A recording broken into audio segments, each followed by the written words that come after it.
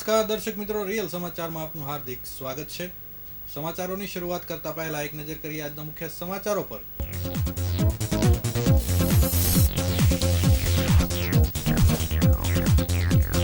રક્ષાબંધન પર્વને લઈ મીઠાઈની દુકાન પર મોટી સંખ્યામાં ગ્રાહકો ઉમટી પડ્યા।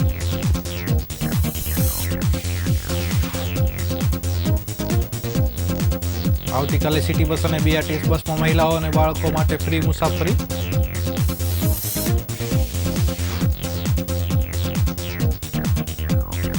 સારોલીથી પસાર થતી ખાડી પુરાણ કરી પાલિકાના અનામત પ્લોટમાં ડાયવર્ટ કરી હોવાના કારણે વિવાદ।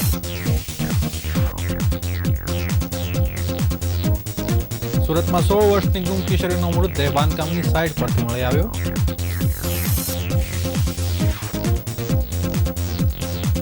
વલભીપુરના વૃદ્ધ ખેડૂત પર થયેલ હુમલાના ઘેરા પ્રત્યાઘાત, સુરતમાં પાટીદાર સમાજે સભા યોજી।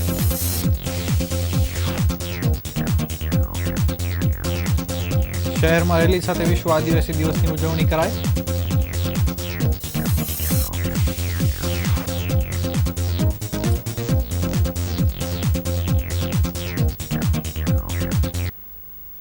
સમાચાર વિગતવાર જોઈએ।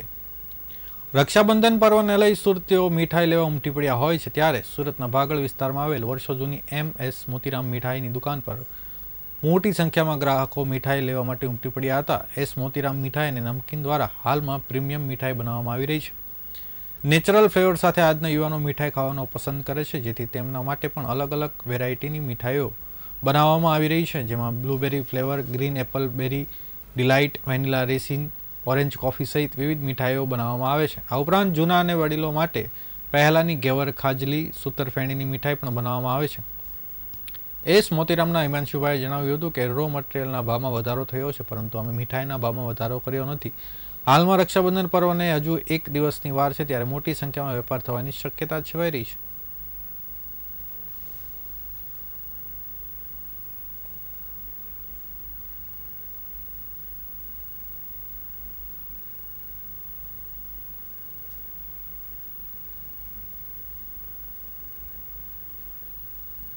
નિમિત્તે આપણે ત્યાં માવા સ્વીટ ને કાજુ સ્વીટ તો છે, સાથે સાથે આપણે પ્રીમિયમ સ્વીટ નામ આપ્યું છે।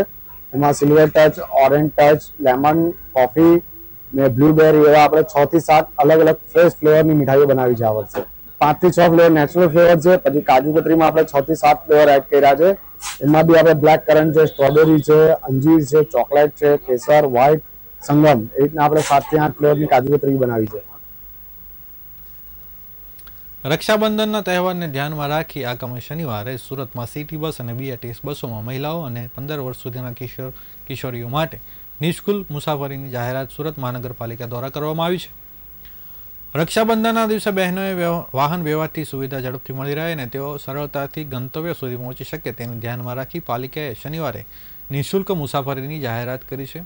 સુરત મહાનગરપાલિકા દ્વારા હાલ 108 કિલોમીટરના ડેડિકેટેડ બીઆરટીએસ કોરિડોર મારફત વિવિધ 13 રૂટ પર 367 બીઆરટીએસ બસ અને 452 કિલોમીટરના રૂટ પર સિટી બસ સેવા કાર્યરત છે। પ્રતિદિન 2 લાખથી વધુ લોકો તેનો લાભ લઈ રહ્યા છે। જોકે તહેવારના દિવસોમાં યાત્રાઓની સંખ્યા વધી જાય છે અને ખાસ બહેનોને માટે આ રક્ષાબંધન પર્વના માટે ફ્રી કરવામાં આવ્યું છે।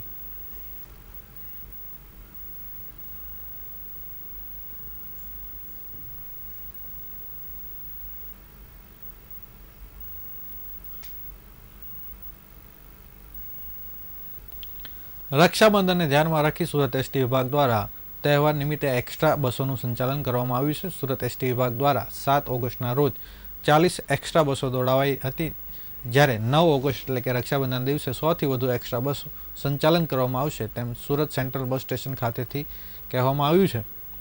વાર તહેવાર પર મુસાફરોને અગવડતા ના પડે તે માટે એસટી વિભાગ દ્વારા એક્સ્ટ્રા બસોનું સંચાલન કરવામાં આવતું હોય છે। ત્યારે આવતીકાલે રક્ષાબંધન પર્વ હોય, સુરત એસટી વિભાગ દ્વારા 100 જેટલી એક્સ્ટ્રા બસોનું સંચાલન કરવામાં આવ્યું છે। સુરત સેન્ટ્રલ બસ સ્ટેશન ખાતેથી આ એક્સ્ટ્રા બસોનું સંચાલન થશે। આ બસો મુખ્યત્વે દાહોદ, ગોધરા, લુણાવાડા, અમદાવાદ, વડોદરા, સૌરાષ્ટ્રમાં અમરેલી, ભાવનગર તેમજ ઉત્તર ગુજરાત તરફ જતા મુસાફરો માટે વધારાની 100 બસો દોડાવવાનું આયોજન કરવામાં આવ્યું છે।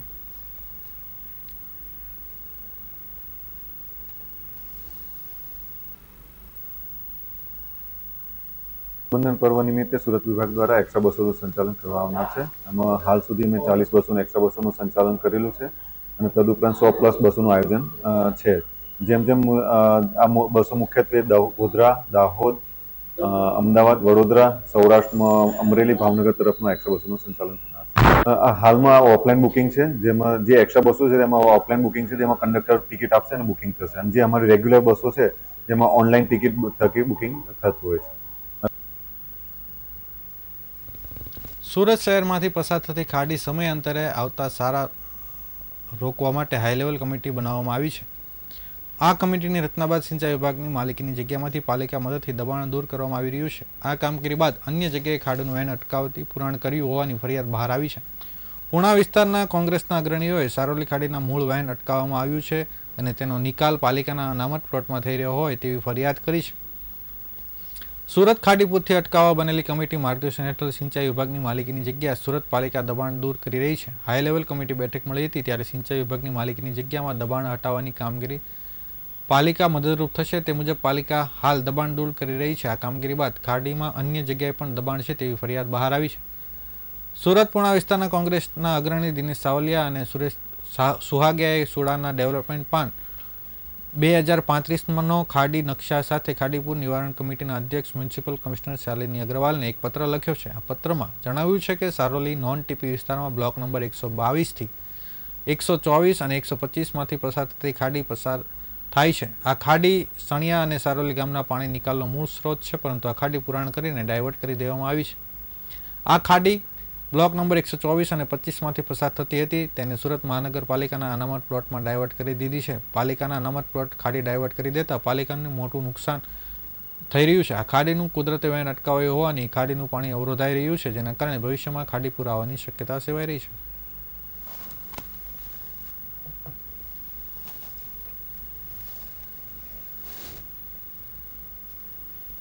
સુરતના બેસ્તાન વિભાગમાં ગુમ થયેલી 16 વર્ષની સગીરાનો મૃતદેહ એક બાંધકામ સાઇટ પરથી મળી આવ્યો હતો.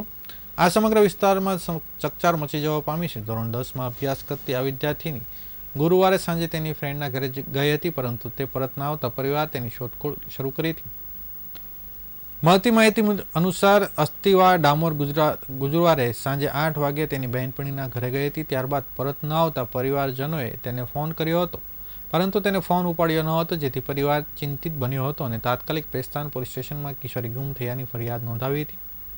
પોલીસે ફરિયાદી આધારે તપાસ હાથ ધરી હતી. તપાસ દરમિયાન પોલીસને જાણવા મળ્યું હતું કે સગીરા પાંડેસરા વિસ્તારમાં હતી. પોલીસે પાંડેસરા વિસ્તારમાં આવેલી સબનોકલ બાંધકામ સાઇટ પર તપાસ કરી હતી, જ્યાંથી કિશોરીનો મૃતદેહ મૃત હાલતમાં મળી આવ્યો હતો.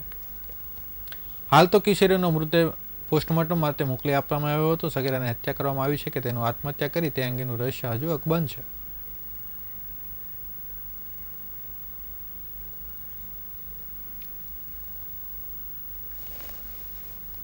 ઘરેથી ગઈ અને 8 વાગ્યા 7 વાગ્યા પછી ફ્રેન્ડની ત્યાં જેવું એવું કરીને ગયું, તો એ પાછી અમને એને શોધખોળ કરી પણ અમને મળી નહીં. એટલે અમને પછી અમે બધે શોધ્યું, ફ્રેન્ડની ત્યાં બધાની ત્યાં તપાસ કરી. એના પછી અમે ગયા પછી બેસ્તાન પોલીસ સ્ટેશન પર, અને ત્યાંથી અમને બેસ્તાન પોલીસ સ્ટેશનથી જીપમાં અમને મોબાઈલ ટ્રેક કરીને લઈ ગયા અને અમે એને ફોરવા માટે ગયા. તો એ તિરુપતિ ચોકડીથી આગળ પ્લેટિનિયમ બિલ્ડિંગ જે છે, જે નવું બાંધકામ ચાલતું છે, ત્યાં અમને મળી છે. તો મોબાઈલના આધારે કેટલા વર્ષની હવે મારી દીકરી છે 15 થી 16 વર્ષની આશરે, એ 10મા ધોરણમાં ભણે છે. શું લાગે છે? મને એવું લાગે છે કે જે એની ફ્રેન્ડની ત્યાં જતી હતી ત્યાંથી વળતા એમની ફ્રેન્ડ નહોતી, તે ઘરે આવતી વખતે રિક્ષામાં બેઠી, તો એની સાથે કોઈ ઉતરવા નહીં દીધી ઘરે આવવા માટે, અને એ ઉલટી રિક્ષા એ બાજુ લઈ ગયા. એને પ્રિયંકાથી સંગમમાં આવવા 1/2 કિલોમીટર બી નથી, તો એ પ્રિયંકાથી ત્યાં કેમ ગઈ તિરુપતિ પાસે? અહીંયા કોઈ દિવસ જાય નહીં એવું છે, એવી છોકરી છે. અને એને ભાવનગર જિલ્લાના વલભીપુર તાલુકાના કાળા તળાવ ગામમાં અરજણભાઈ રામજીભાઈ દિયોરા નામના ખેડૂત પર ગામની નહેરમાંથી બે બોરી રેતી લેવા અંગે અસામાજિક તત્વ એ હુમલો કર્યો હતો. આ ગંભીર ઘટના અંગે સુરતના પાટીદાર સેવા સંઘ દ્વારા કતારગામ સ્થિત એક ફાર્મ પર 2000થી વધુ સંખ્યામાં પાટીદારોની સંકલન મિટિંગ યોજાઈ હતી. જેમાં સમાજના અગ્રણીઓ મોટી સંખ્યામાં ઉપસ્થિત રહ્યા હતા. તેમજ સુરતથી 100 જેટલી કારનો કાફલો કાળા તળાવ ગામ જવા રવાના થયો છે. જ્યારે શુક્રવારે સાંજે 5 વાગે પાટીદાર જાહેર સભામાં સહભાગી બનશે. મળતી માહિતી મુજબ ભાવનગર જિલ્લાના વલભીપુર તાલુકાના કાળા તળાવ ગામે વૃદ્ધ ખેડૂત અર્જનભાઈ દેવરા પર 3 અસામાજિક તત્વોએ હુમલો કર્યો હતો. ગામની નહેરમાંથી 2 બોરી રેતી લેવા અંગે અસામાજિક તત્વોએ હુમલો કર્યો હતો. પોલીસે હુમલા કરનાર 3 વ્યક્તિઓ સામે પોલીસ ફરિયાદ નોંધાવી છે. બીજી તરફ આ ઘટનામાં પડઘા સુરત શહેરમાં પડ્યા છે. પીડિત વૃદ્ધ ખેડૂતને ન્યાય આપવા માટે સુરતથી 7 ઓગસ્ટ પાટીદાર સંકલન મિટિંગ યોજાઈ હતી. સુરતમાં પાટીદાર સેવા સંઘ દ્વારા કતારગામ સ્થિત એક ફાર્મ પર 2000થી વધુ ની સંખ્યામાં પાટીદારો એકઠા થયા હતા અને આ ઘટનાને વખોડી કાઢી હતી. તેમજ આ ઘટના આવી રીતે બીજી કે કશે ના બને તે માટે પણ તે પ્રતિબદ્ધતા દર્શાવી હતી અને લોકોને જાગૃત કરવા આહવાન કરાયું હતું. સુરતમાં વસતા દરેક પાટીદારોએ આ માટે પોતાનો રોષ વ્યક્ત કર્યો હતો અને આવી ઘટનાઓ સાખી ના લેવાય તેમ જણાવ્યું હતું અને તંત્રને આ કાયદાને ભણાવવા માટે અસામાજિક તત્વોને કામે લાગવા માટે તેવી અપીલ પણ કરી હતી. સાથે સાથે મુખ્યમંત્રીને રજૂઆત પણ કરવામાં આવી હતી કે આવા અસામાજિક તત્વોને કડકમાં કડક કાયદાવાહી કાર્યવાહી કરી અને ન્યાય અપાવવા માટે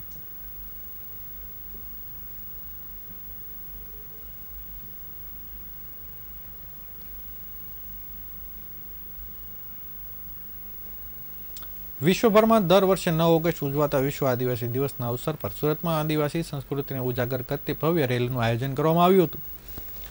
ટાઈગર સેના ગુજરાત દ્વારા આયોજિત આ રેલીમાં આદિવાસી સમાજની જૂની પરંપરા અને સંસ્કૃતિને જીવંત રજૂ કરવામાં આવી હતી. આ રેલીનો મુખ્ય હેતુ આદિવાસી સમાજની યુવા પેઢીને પોતાની સંસ્કૃતિ અને પરંપરાઓથી અવગત કરાવવાનો હતો.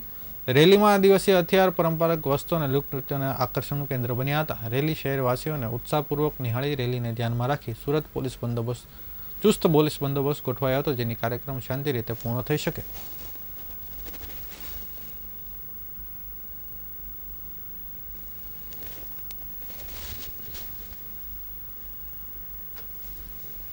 આ જે રેલી છે જે આજે સુરત શહેરના અમરોલી વિસ્તારમાં જે આજે ઉજવવામાં આવી છે એ હેતુ એટલું જ છે કે ભાઈ જે અમારો તહેવાર છે, જે રીતના દિવાળી, પટેટી, નાતાલ, જે રીતના જે તહેવારો આવે છે તે રીતના આ અમારો વિશ્વ આદિવાસી દિવસ છે.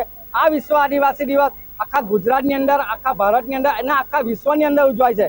બીજી એક વાત કે સુરત સિટીની અંદર અમે લોકો જે અમારા અત્યારની જે આવનારી પેઢી છે એ આવનારી પેઢી અમારી સંસ્કૃતિ ભૂલી ગઈ છે કે ભાઈ આપણે રહેણી કહેણી શું છે, આપણી સંસ્કૃતિ શું, એને ઉજાગર કરવા માટે અમે દર વર્ષે સુરત શહેરની અંદર અમે વિશ્વ આદિવાસી દિવસ અમે ઉજવીએ છીએ. સુરત જિલ્લાના કડોદરા પાસે હલદરો ગામ ખાતે આવેલ શિવસાગર સ્કૂલ ખાતે સ્કૂલના સ્થાપક સ્વર્ગીય વિનતાબેન એસ પટેલની 6મી પુણ્યતિથિ નિમિત્તે સ્કૂલમાં મહારુદ્ર અભિષેકનું આયોજન કરવામાં આવ્યું હતું. સુરત જિલ્લા કડોદરા પાસે હલદરો ગામ ખાતે આવેલ શિવસાગર સ્કૂલ ખાતે સ્કૂલના સ્થાપક સ્વર્ગીય વનિતાબેન એ પટેલની 6મી પુણ્યતિથિ નિમિત્તે સ્કૂલના પટાંગણમાં મહારુદ્ર અભિષેકનું આયોજન કરવામાં આવ્યું હતું. સ્કૂલમાં બમ બમ ભોલેના નાદથી વાતાવરણ શિવમય બની ગયું હતું. વહેલી સવારથી સ્કૂલના પટાંગણમાં પૂજા અર્ચના સાથે વિવિધ પ્રકારના હવન કરવામાં આવ્યા હતા. શિવમય બનેલા શિવ ભક્તોની જુદી જુદી રીતે ભોળાનાથની આરાધના કરી હતી. ત્યારે મહારુદ્ર અભિષેકમાં શાળાના ટ્રસ્ટી અલોકભાઈ પટેલ, સાગર પટેલ તેમજ લંકા વિજય આશ્રમના મહંત શ્રી સીતારામ બાપુ તેમજ અનિલ બિસ્કીટવાળા, યોગેન્દ્ર શાહની તેમજ શિક્ષકો અને વિદ્યાર્થીઓ સહભાગી થયા હતા.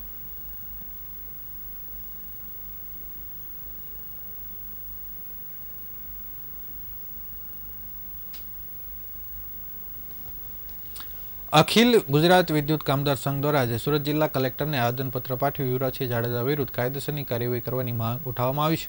આવેદનપત્રમાં સંઘ તરફથી જણાવાયું છે કે યુવરાજસિંહ જાડેજાએ ગુજરાત વીજ કંપની એટલે કે DGVCLના કામદારો વિરુદ્ધ ખોટા અને તથ્યવિહિત આક્ષેપ કર્યા હતા. તેની તરફથી જેટકો કંપનીના પ્લાન્ટ અપટેન્ડેડ ગ્રેડ 1ની ભરતી પ્રક્રિયા અંગે જાહેર સ્ટેટમેન્ટ આપી કહ્યું હતું કે તત્કાલીન ઇન્ચાર્જ જનરલ મેનેજર અને અન્ય અધિકારીઓ સાથે સંઘની મિલીભગત હતી અને ભરતી પ્રક્રિયામાં ભ્રષ્ટાચાર થયો હતો. સંઘ આ તમામ આક્ષેપોને નિરાધાર અને બદનામ કરવાની કોશિશ ગણાવી છે.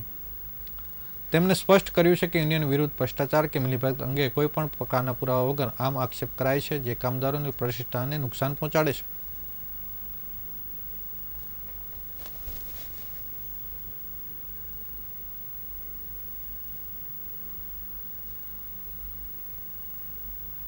પટેલ, અખિલ ગુજરાત વિદ્યુત કામદાર સંઘ. આજ રોજ અમે કલેક્ટર શ્રી અને પોલીસ કમિશનર શ્રીના માધ્યમથી ગુજરાત સરકારના ઉર્જા મંત્રાલય, મુખ્યમંત્રી અને ગૃહમંત્રીને આવેદન પત્ર પહોંચાડવા માટે આવ્યા છે. એક યુવા નામના ગુજરાતના એને માધ્યમ પ્રેસ મીડિયાના માધ્યમથી અમારા યુનિયન અને સરકાર અમારી જેટકો કંપનીને વગોવી છે પૈસાની લેતી દેતીમાં. તો એની સામે અમે સખત શબ્દોમાં એને વખોડીએ છીએ અને ભવિષ્યમાં એ આવું નહીં કરે એ માટે અમે આજ રોજ કલેક્ટરના માધ્યમથી પોલીસ કમિશનરને આવેદન પત્ર આપીએ છીએ. હું આરજી પટેલ, અખિલ ગુજરાત. સમાચારો પૂર્ણ કરતા પહેલા ફરી એક નજર કરીએ આજના મુખ્ય સમાચારો પર.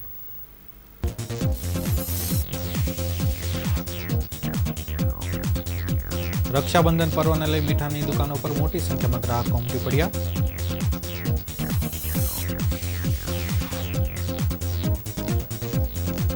આવતીકાલે સિટી બસ અને BRTS બસમાં મહિલાઓ અને બાળકો ફ્રીમાં મુસાફરી કરી શકશે.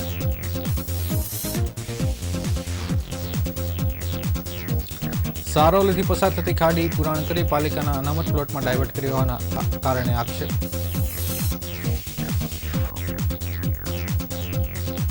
સુરતમાં 16 વર્ષની કિશોરી ગુમ, કિશોરીના મૃતદેહ બાંધકામ સાઇટ પરથી મળી આવ્યો.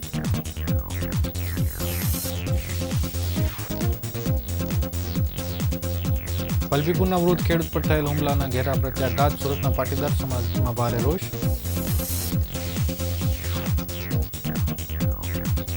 શહેરમાં રેલી સાથે વિશ્વ આદિવાસી દિવસની ઉજવણી કરાઈ.